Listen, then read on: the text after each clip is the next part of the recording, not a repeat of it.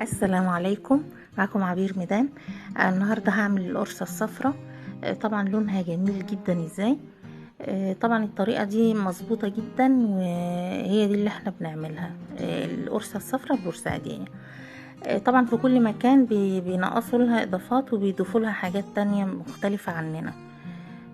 ده كيلو دقيق، هضيف له معلقة ونص كبيرة او معلقتين حبة البركة، نص معلقة صغيرة ملح او تلت، كيس بيكنج باودر، نص كوباية سمسم،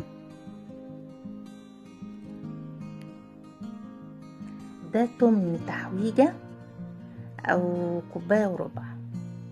ده طبعا التمن ده ممكن يتعمل على 2 كيلو دقيق، نص كوباية جوز هند،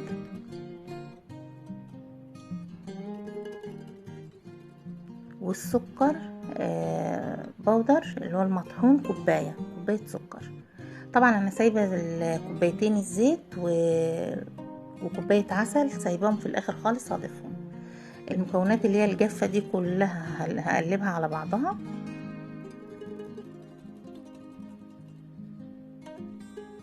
طبعا دي بتتقلب كويس علشان المكونات تبقى في كل الدقيق كله.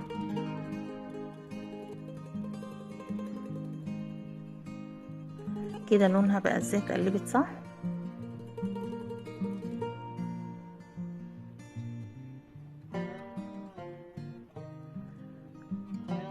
لون الدقيق بقى كريمي بمجرد ما اضيف له اي حاجه، لون القرصه الصفراء بيظهر. كده بقى هضيف الكوبايتين الزيت والعسل بس هقلبهم الاول. كوبايتين زيت، الزيت ده ملوش ريحه، زيت يعني نوع كويس يعني. طبعا اول ما بضيف الزيت بياخد لون مع التحوية اللي في الدقيق اهو.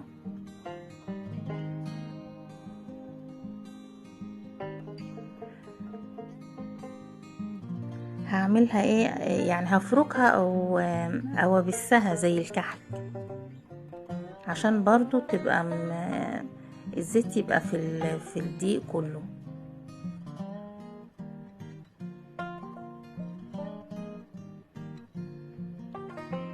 طبعا هي لونها جميل بس الاضاءة مش كويسة. كده كوباية الزيت او ربع زيت، يعني هو ربع تحويجة وربع زيت. ربع عسل، ربع كيلو عسل اللي هو كوباية العسل، وكوبايتين زيت.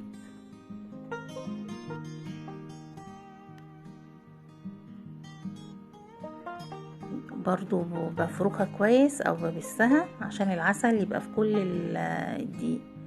طبعا كيلو دقيق ضفت له كوبايتين زيت وتمن تحويجة وربع عسل وباقي الحاجات التانية، وكل ده المكونات انا هكتبها لكم هتبقى في صندوق الوصف.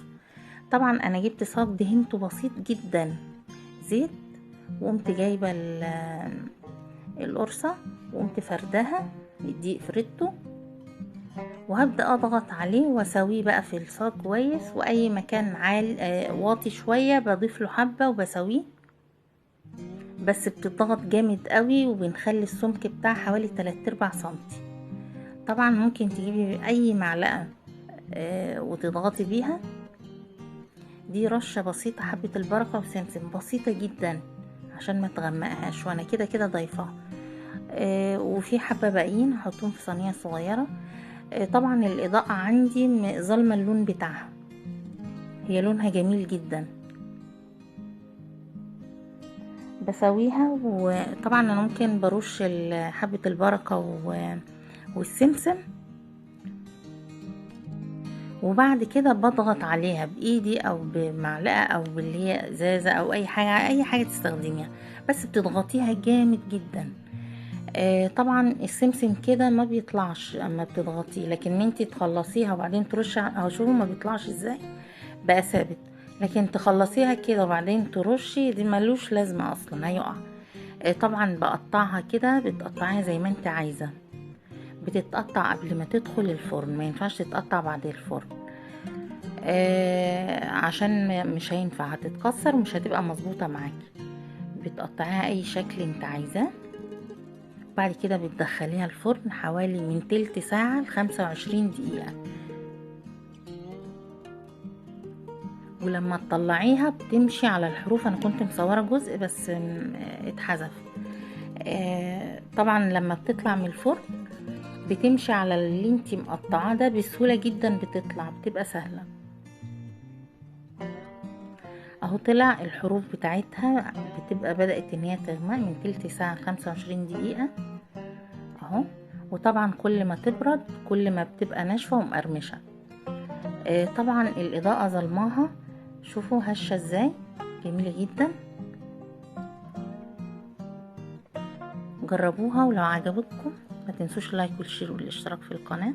واستودعكم الله.